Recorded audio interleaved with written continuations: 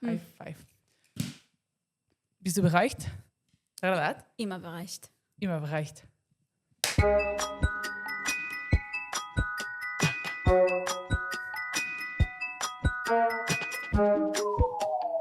La famosíssima teoria de la relativitat d'Einstein va ser una revolució científica, però què ha fet la relativitat per tu?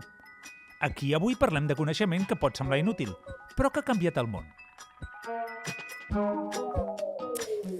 Estàs escoltant la utilitat del coneixement inútil. Jo sóc la Mariona i estic aquí amb la Cèlia. Cèlia, com estàs? Hola, Mary Wave. Molt bé, i tu? Jo estic bé, però saps què passa? Estic nerviosa perquè arribes tard. Ja, perdó, és que m'he embolicat. Jo pensava que ja sabia on vivies, però he girat pel lloc equivocat, he acabat en un cul de sac així l'estil Batman que algú em volia matar. Bueno, he acabat fent servir Google Maps. Excuses. A més, la joventut d'avui en dia no sabeu orientar-vos. És així. No. És així. No, jo crec que això no és una cosa d'edat, eh? Ah, no? Sense un bon GPS estem tots perduts. Perduts. Bueno, és per això que avui dediquem aquest programa al nostre salvador. La utilitat de què parlarem avui és el sistema de navegació per satèl·lits. Però també parlarem del coneixement inútil que l'ha fet possible, la teoria de la relativitat. Però abans de posar-nos relatius, hem de fer el primer advertiment del dia. Atenció! Avui en dia parlem de GPS com si fos un sinònim del sistema de navegació per satèl·lits. I nosaltres acomodarem aquesta incorrecció al llarg del programa. És a dir, ens hi banyarem i direm, utilitzarem aquest sinònim com si ho fossin. Però GPS vol dir Global Positioning System, el sistema de posicionament global, pum! Però aquest és concretament el de la NASA. És la marca estatunidenca. Vale. Però hi ha molts més. Per exemple, l'Agència Espacial Europea tenim el Galileu, que és molt xula. La russa té el GLONASS, el xinès el Beidou. El que passa és que l'estadounidenc és el més famós, però actualment utilitzem una barreja. Bueno, segurament és el més famós perquè van ser els primers, potser. Sí, perquè estem tots superamericanitzats. El 1967, els Estats Units d'Amèrica van fer el seu primer sistema de navegació per satèl·lits, però de fet era per usos militars. Molts d'aquests grans descobriments de la història acostumen a ser malauradament militars, el que se'n diu per comunicació. Sí, és l'eufemisme per dir militars. Exacte. Tu dius, no, això és són satèl·lits, per veure com ens movem. Tenim uns radars molt xulos. Militar, tot sembla militar. Però fins al 1983 no es va obrir el GPS realment a l'ús per gent civil com nosaltres, normals i corrents, i a partir d'aleshores ja ha passat a la història i el trobem per tot arreu. Exacte. On trobem el GPS? Serveis d'emergència, per exemple, que funcionen molt bé. Claríssimament. Logística i transport, que és el que ens posa el menjar a les lleixes del súper cada dia. Ports, carreteres, el que sigui. I fins i tot agricultura, pesca, ramaderia... L'oci, no te n'oblidis també. L'oci. Per gaudir, el dia a dia, per perdre'ns també. Per perdre'ns com t'ha passat a tu. Exacte, el GPS s'utilitza per tot avui en dia. Per entendre-ho bé, avui hem parlat amb una persona que en sap un niu d'aquesta tecnologia.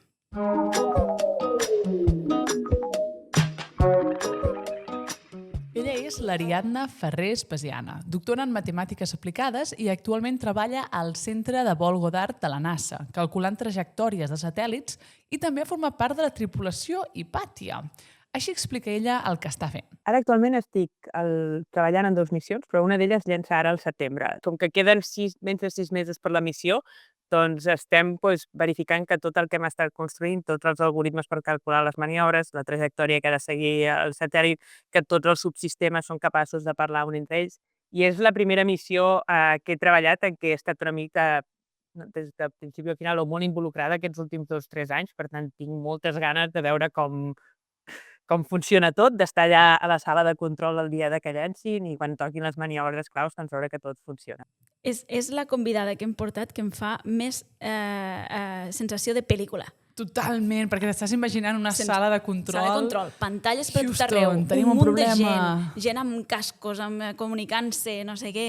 Tothom parlant pantalles, a més que ensenyen en plan imatges de Mart en directe, i ella, doctora Ari, necessitem saber ja quina trajectòria agafarem. Calcula! Clicarem aquest botó que hem planificat anteriorment l'òrbita. I fer un satèl·lit per aquí. Atracció gravitatòria. Asteroide, pum! Ens imaginem exacte. Jo crec que ella fa això cada dia. Jo crec que sí. Bueno, el tema està que quan estem gravant aquest episodi, ella encara no ha dut a terme aquesta missió, però quan surti el capítol aquest, segurament ja estarà, perquè ha dit que sortia al setembre, clar. Toquem fusta, no gaire fort, perquè també aquí el tema polític, al final Clar. Trump està fent unes retallades molt interessants a la NASA, al centre de Volgodar, tot plegat, així que esperem que hagi anat bé. Fa molta pena veure com un país punter s'està auto-aniquilant. Totalment. Tonteries gratis. Sally, has parlat molt amb l'Ariadna sobre això. Explica'm com funciona un GPS. Vale, m'agrada més moure amb el GPS i deixem la política Deixem la en un cantó política ara en un mateix cantó, per per altra gent. El GPS funciona a través de satèl·lits, un mínim de 24 satèl·lits en 4 plans orbitals. Hi ha 6 satèl·lits en cada òrbita, una mica espaiats. Ho estic com ensenyant amb les mans, però això no està ajudant molt, m'imagino, perquè és un podcast. Aleshores, jo us dono el símil que jo m'imagino. Vinga. És molt divertit.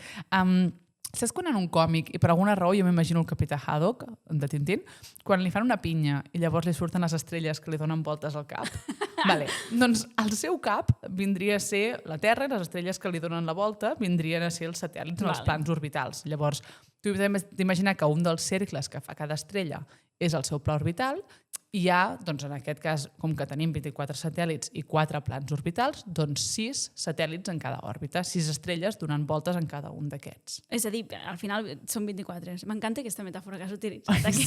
Gent rebuscada. Gent rebuscada. Gent rebuscada, superclaríssima. S'ha entès claríssim.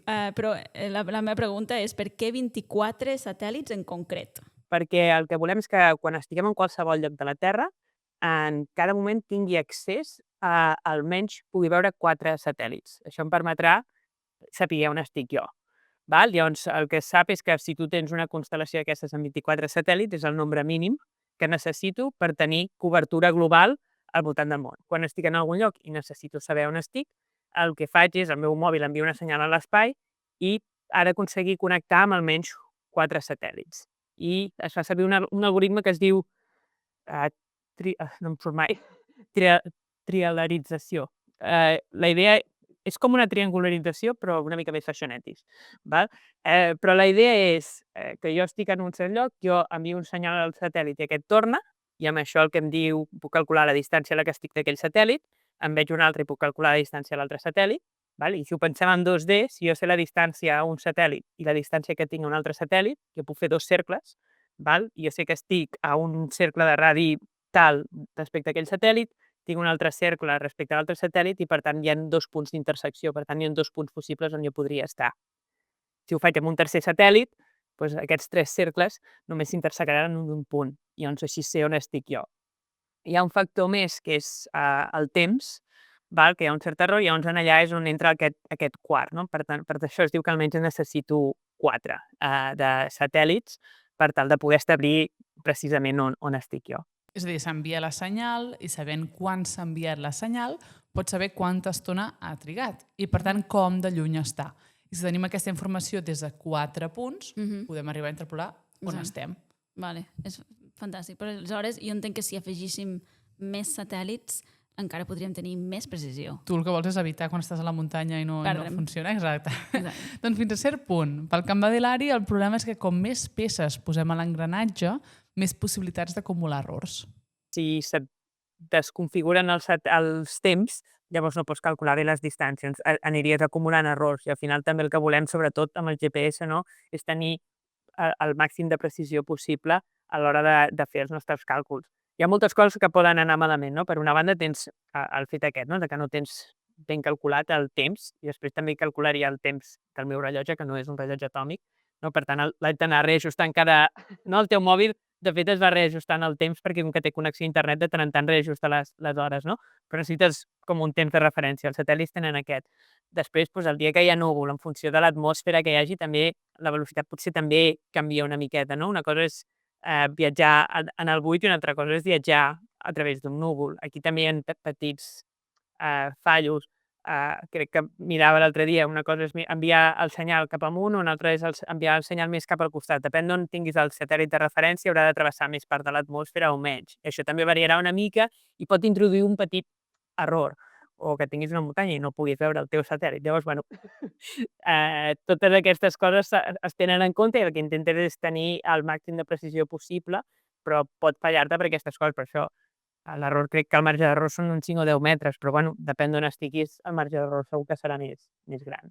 Clar, és molt interessant. Jo trobo això de que Clar, no hi pensem, tu penses envia una senyal i tornarà. El que no penses en el que es troba la senyal pel camí. Clar, és que igual no arriba. Dius, no arriba, tu trobes una muntanya, plom. Clar, per això quan vas d'excursió i estàs en alguna vall o el que sigui, el GPS fa una mica el ruc. Exacte. És això. També em plantejava amb els avions, que també quan estàs en l'avió, però crec que això és per altre motiu, perquè ja estàs més amunt. T'has provat mai d'obrir el Google El Maps? GPS? Sí, de vegades funciona, A vegades sí, a vegades no. Sí. És molt curiós. Sí. No sé de què depèn, no sé si és exactament això, o sigui, també... Bueno, no sé exactament. Començo a veure amb tot això que ha dit l'Ari, el temps és molt important perquè s'han d'enviar senyals, s'ha de saber quan s'ha enviat i quan s'ha rebut, i per tant estic començant a veure quina és la connexió amb la recerca bàsica. Que m'ho deixes dir ja, Sandy? No, encara no, Mariana. No puc dir encara. No corris, ens anem apropant, aguanta't, queda't sentada. Però ho dic molt ràpid. No. Vale. Pensa, Mariana, que el temps és relatiu. Vull dir que tu t'has d'esperar una miqueta i et semblarà molt, però realment és molt poquet. Vale. Un dels grans errors que hi pot haver i que comentava l'Ari és el del temps. Si els rellotges es desincronitzen, fatal. Bueno, el meu rellotge segur que no funcionaria perquè el tinc 2 minuts avançat i amb el temps encara es va avançant més. Vull dir que és exemple de rellotge que no s'utilitzaria en aquests satèl·lits. Necessitem els rellotges més precisos del món. Un error d'1 microsegon pot donar un error de centenars de metres. L'Ari ja ens has xivat, no sé si ho has sentit. Ho he sentit, estava atenta. Quins rellotges fan servir? Sí, l'Ari ha dit rellotges atòmics. Ho ha dit això i jo he estat atenta i per tant ho sé. Els rellotges atòmics són els rellotges més precisos que hi ha. Tenen una manera de funcionar que desconec, però la idea és que el teu rellotge que tu tens, el que portes aquí o el del mòbil o el que sigui, mica en mica van perdent segons. En canvi, un rellotge atòmic no perd aquests segons o els perd cada molt temps i els va reajustant. Llavors, és com el rellotge més precís que tenim és aquest i per això, com que volem saber exactament on estan i el temps que estan, és per això que tenen aquests rellotges atòmics. Per Nadal em demanaré un rellotge atòmic i així aniré sempre a temps. Molt bé. Ara sí, Mariona, ara ja estem a punt i ja ens podem preguntar i com hem arribat fins aquí?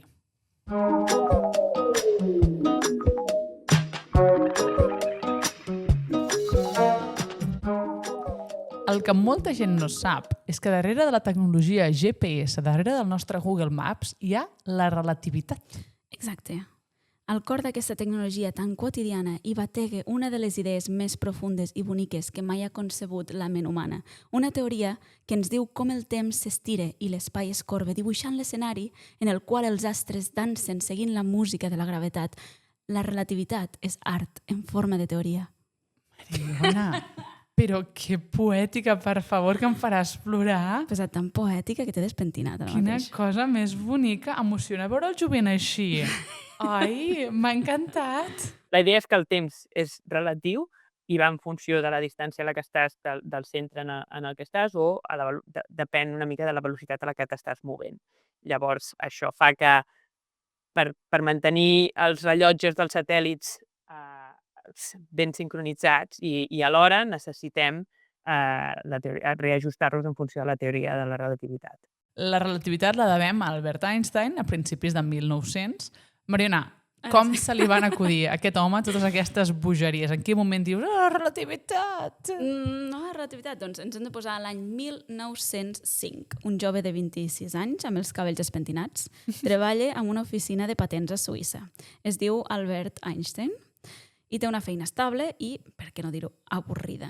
Avorrida, molt avorrida. Però, no subestimis el poder de l'avorriment. Ens hem d'aprendre a avorrir una mica, és important. Perquè mentre revisa patents i està avorrit, ell té el cap en una altra banda, la física.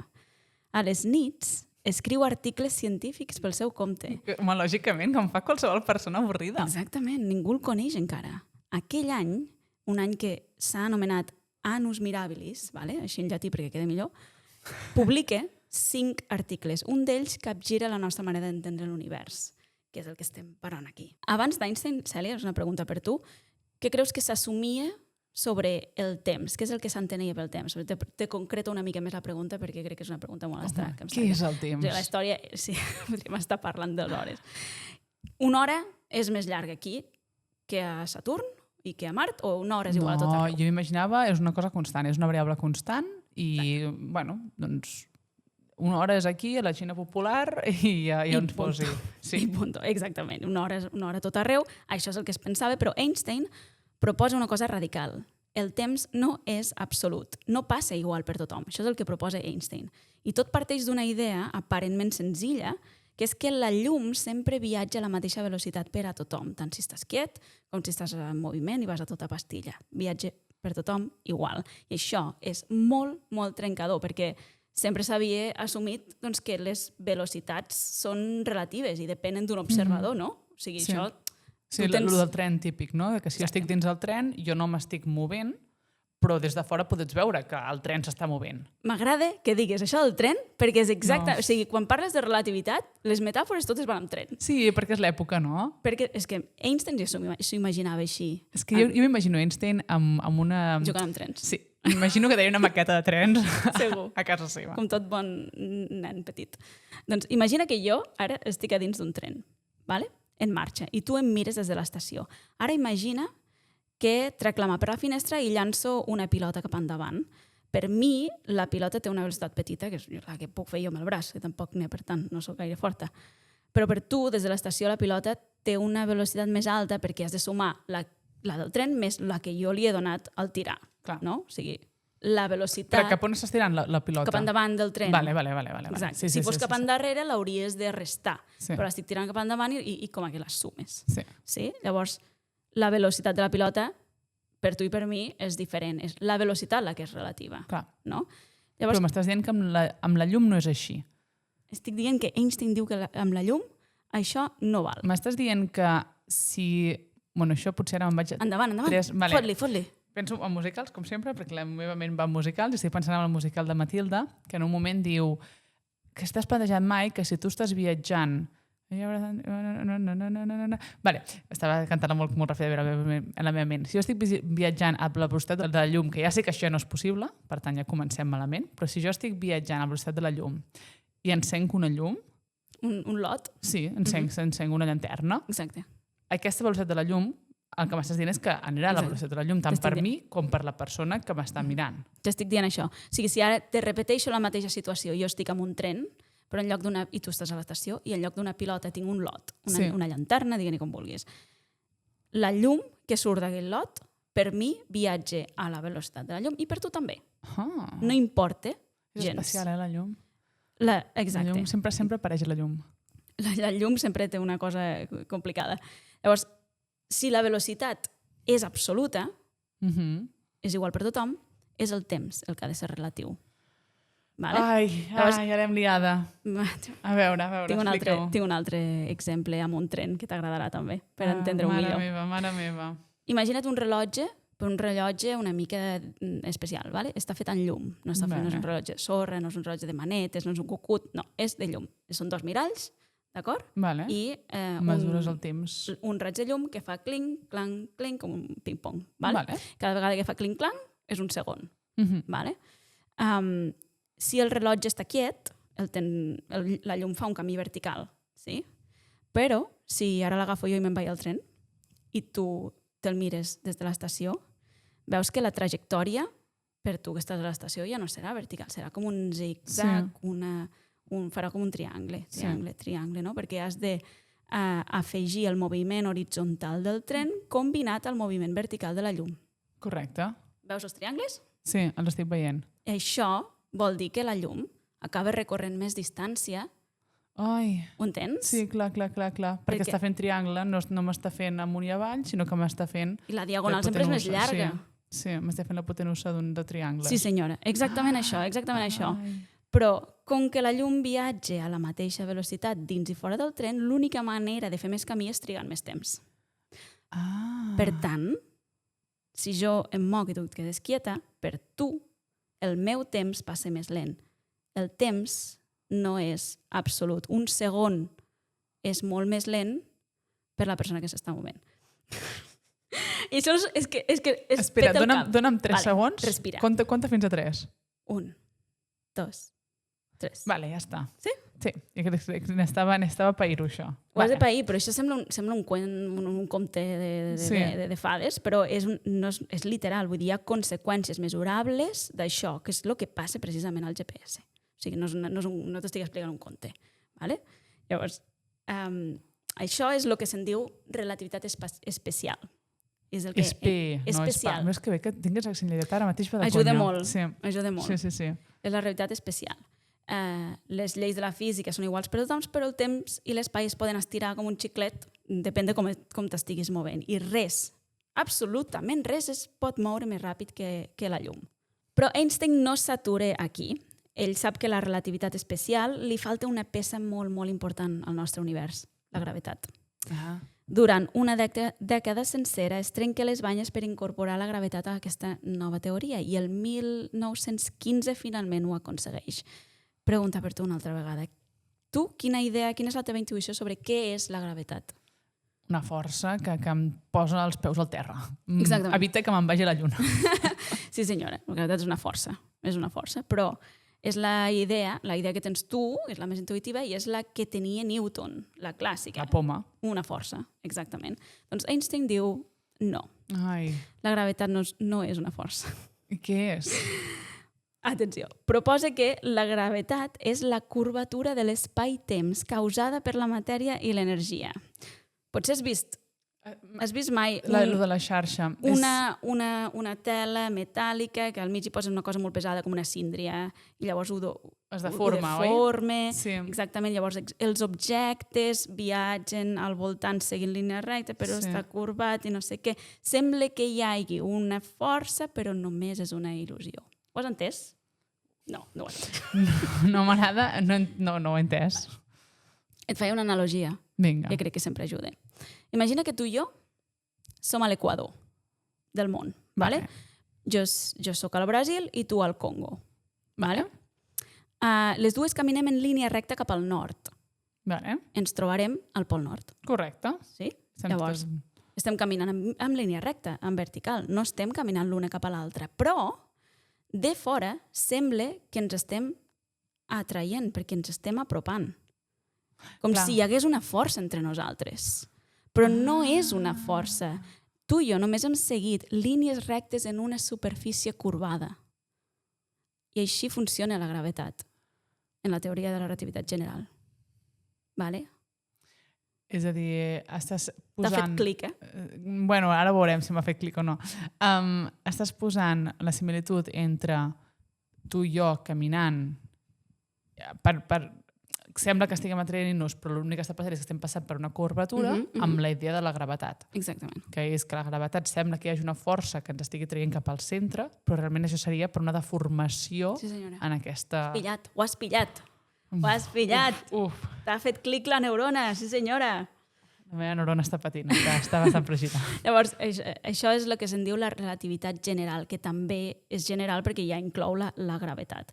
I el temps també es distorsiona amb això. Llavors, quan passes per prop d'un cos molt massiu, com passa amb la pel·lícula d'Interstellar, sí, el temps... Amb els forats negres, Sí. no era, que ho feien ells? Exacte, el temps es distorsiona. Vale? I tot això afecta el GPS. Tot això que estic dient. M'estàs dient que llavors Interstellar és una pel·lícula prou bona, tenint en compte... És boníssima. És a dir, físicament podríem dir que està bé mirar Interstellar. És acuradíssima, ha passat revisions. Que xulo. Sí. De la manera en què està relacionat amb el GPS és que els satèl·lits es mouen molt de pressa. Llavors, segons la relativitat especial, que és el que m'ha explicat primer, el seu rellotge va més lent. Però com que també estan més lluny de la Terra i la seva gravetat és menor, segons la relativitat general, la que inclou la gravetat, el seu rellotge va més de pressa. O sigui, un efecte fa que el temps es freni, però l'altre efecte fa que el temps s'acceleri. I llavors no es queda amb un 0 i es queda el perfecte? No es compensen. Els efectes no es compensen. Llàstima. El resultat és que els rellotges dels satèl·lits avancen 38 microsegons cada dia, és a dir, van més de pressa que els de la Terra. I si no ho corregíssim, el GPS s'equivocaria de 10 quilòmetres cada dia. T'imagines? No, és una T'imagines? absoluta... Uau! Vale. I llavors posem els rellotges atòmics perquè ja són superprecisos, però a més aquí al damunt hi hem de posar aquestes correccions per assegurar-los que seguim amb el mateix temps. Sí, senyora. Buah. T'ha petat? La neurona.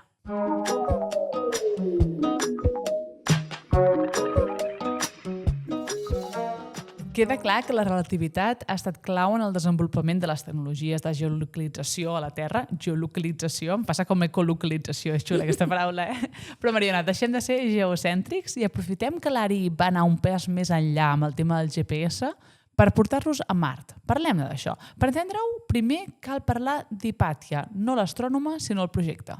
Va, projecte Hipàtia. Podríem dir que som un grup de dones, que el que volem fer és, per una banda, reivindicar el paper de la dona a les disciplines STEM, i això ho fem a través de missions anàlogues. Tenim missions anàlogues.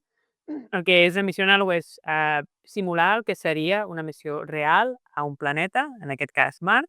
Per tant, ens posem a la base en què ja estem a Mart, tenim una base marciana i el que simulem és una mica tot el que seria l'estar vivint allà des de la Terra. Tenint en compte que no podem simular-ho tot, però el que ens serveix sobretot és per practicar tipus de protocols, coses que hem de tenir en compte si anéssim a fer recerca a Mart, no? És a dir, quins instruments necessitem, com hem de gestionar les entrades i sortides de la base, una mica tota aquesta part. També mencionar això, que som un grup de dones i que totes són de disciplines diferents, és a dir, que creiem que l'exploració espacial d'alguna manera pertany a tothom, a totes les disciplines. No s'hauria de ser només enginyera aeroespacial per poder-se dedicar a l'espai, sinó que hi caben tant la biologia, la física, les més tecnològiques, la part de les ciències humanes, i també sempre intentem incloure algú que vingui d'una disciplina més social.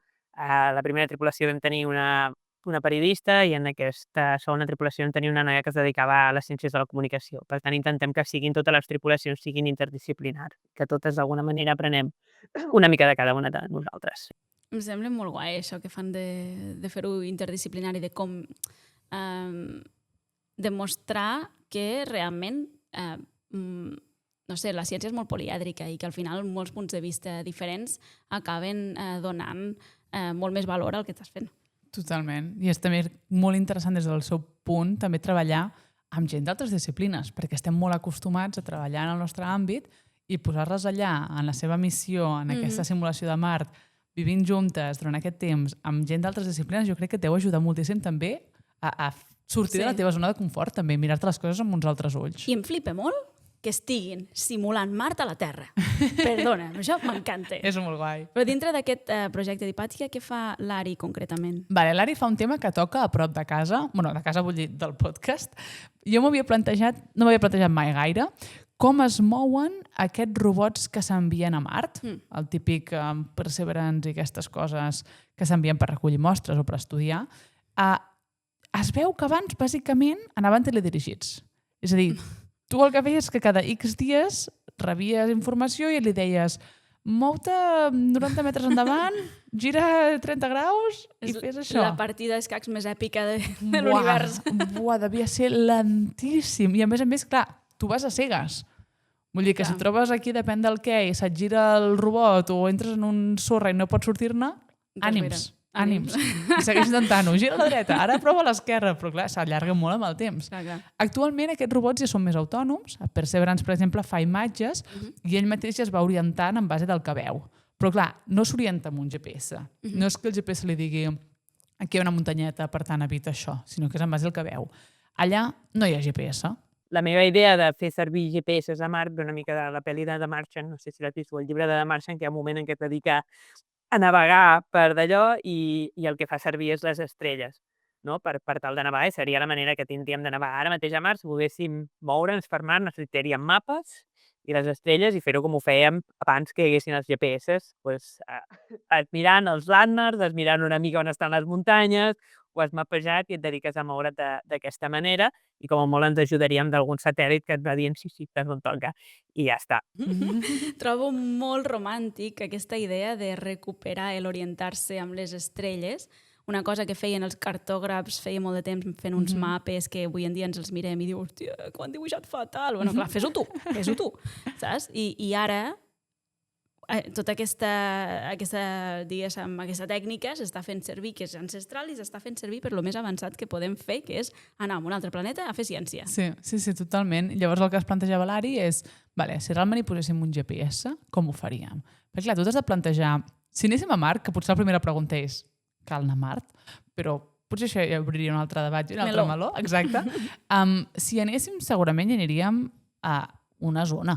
No aniríem de sota i diríem anem a colonitzar tot el planeta, bueno, potser Elon Musk voldria, però lògicament no seria òptim, sinó que aniríem a fer un trosset. Llavors, el GPS actual amb 24 satèl·lits està cobrint totalment la Terra i t'està donant una cobertura completa, però també a temps real. I 24 hores. Exacte. Sí. Llavors, si anéssim a Mart, potser no necessitaríem aquesta cobertura 24 hores ni per tot el planeta. Exacte. Sinó que ens hem de plantejar què és el que ens interessa. I aquest és una mica el problema que s'estava plantejant l'Ari.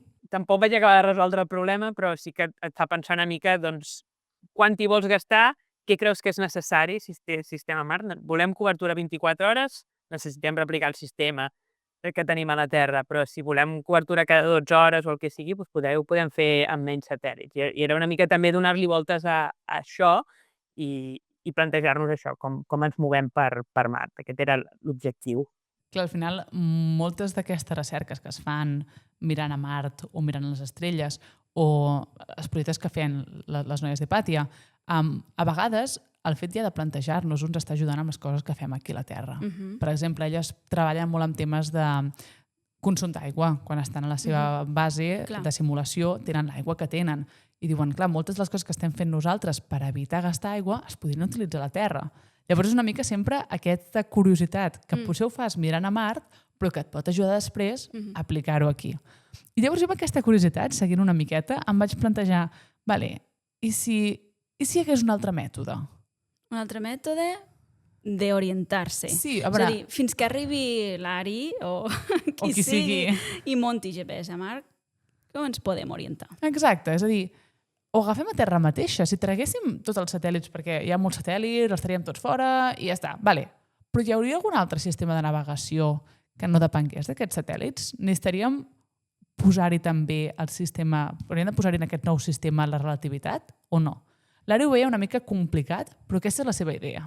Imagina que tu estàs en un camp de futbol, no? I tens, jo vols saber on estàs tu o anar monitoritzant des de fora on estàs, doncs tu podries tenir un sensor i si jo sé quina distància estic d'una punta del camp i de l'altra, no? D'alguna manera puc anar traquejant on estic i anar movent per on em mou. Però sí que necessito almenys tenir 2 referències o 3 en funció d'on estic. Si estic al pla o estic en 3D, diguem. Clar, allò plantegen en un escenari molt limitat. Un camp de futbol. En un camp de futbol, entenc que aquí la relativitat... No, jo crec que aquí la relativitat no comptaria perquè la relativitat ajudi o tingui, diguéssim, algun efecte. Alguna de les coses s'ha d'estar movent molt més ràpid que l'altra i la gravetat ha de ser diferent. O sigui, en un camp de futbol, no. Et plantejo un repte, mira. Hem preguntat a la gent a les xarxes quines alternatives es plantegen als satèl·lits per tal d'orientar-se. Llavors, jo te'n dic algunes i a veure si tu creus... Anem a jugar. Anem a jugar, a veure, hem vingut a jugar. L'opció que més gent ens ha enviat és, i no ens sorprèn pas, és l'opció de tornar a un sistema analògic. Clar. Mirem les estrelles, portem una brúixola, utilitzar mapes de paper, o el meu preferit, preguntar a la gent. Preguntar a la gent que a Mart va molt bé. Si vols passar a Mart. I té una confiança en l'altra gent, també dins de la Terra, de dir, preguntaré a la gent, algú m'orientarà. Sí, no, està bé, fas amics. Però també hi ha hagut un parell d'idees molt interessants, a veure què n'opines. Mira, hi ha una idea bastant recurrent i que em recorda una miqueta la de l'Ari, que és utilitzar les torres, per exemple, les torres d'electricitat que ja tenim, i posar-hi Bluetooth o radars o alguna cosa així a cada pal de la llum i així tornar a triangular la posició. Vale, és una versió del satèl·lit, però aquí. És a dir, estàs fent exactament el mateix mètode, però en lloc de posar-ho en òrbita, ho poses damunt d'un pal. Clar, llavors entenc com que tampoc hi ha moviment del pal. Clar, jo crec que la relativitat no jugaria. El 8 del tot, el Toni, un canal de Vox també superinteressant que ho recomanem moltíssim, ell ens proposa, diu, ostres, hi ha coses molt guapes, en un futur s'està dissenyant sistemes de navegació autònom per a naus espacials que utilitzen observacions de xarxes de púlsars i poden navegar amb precisió durant segles. Això em sembla flipant, no en tinc ni idea del que és, però o sigui, em sembla al·lucinant que es puguin utilitzar estrelles d'aquestes que emeten els púlsars. Saps què és un púlsar o no? Explica. És una estrella que està emetent partícules superenergètiques a xorro però que a més està girant molt, i per tant fa com de far. És un far. Són els fars de l'univers. I com a bon far ens pot ajudar a orientar-nos. És tornar al sistema d'orientació per les estrelles, però amb tota la tecnologia que tenim. Exacte. És preciós. A mi M'encanta. em semblaria... Li hauríem de preguntar al Toni del 8 al tot que ens expliqui més Que sobre ens en això. faci un vídeo curt o alguna Vinga, cosa. Toni! Fes-nos un vídeo curt explicant-nos aquestes coses, vinga.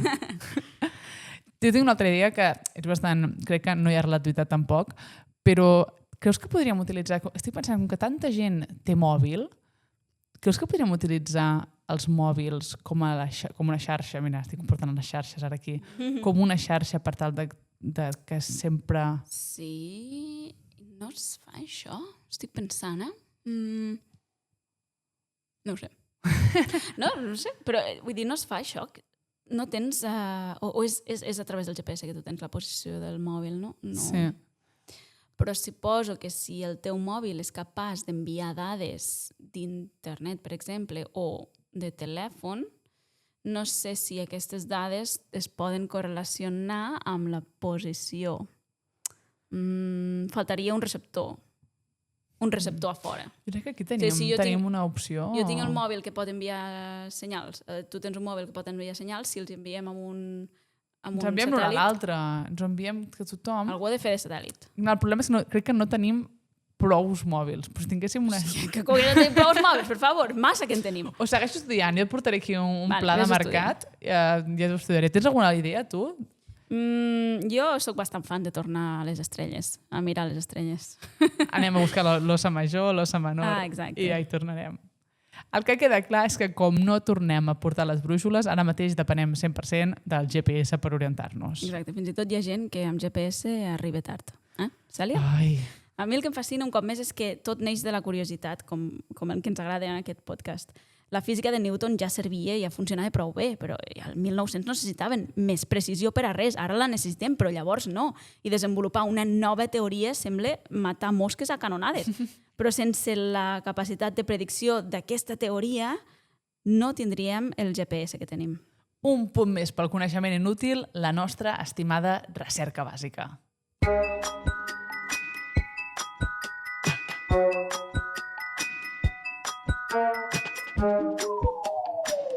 Gràcies per escoltar La utilitat del coneixement inútil. No oblidis de seguir-nos a les xarxes @ladimoni_de_maxwell i @soctastolletes. I també a la plataforma @neurofregides, on trobareu molts més continguts i divulgadors científics. Aquest podcast ha estat possible gràcies al suport de la Fundació Catalana per la Recerca i la Innovació.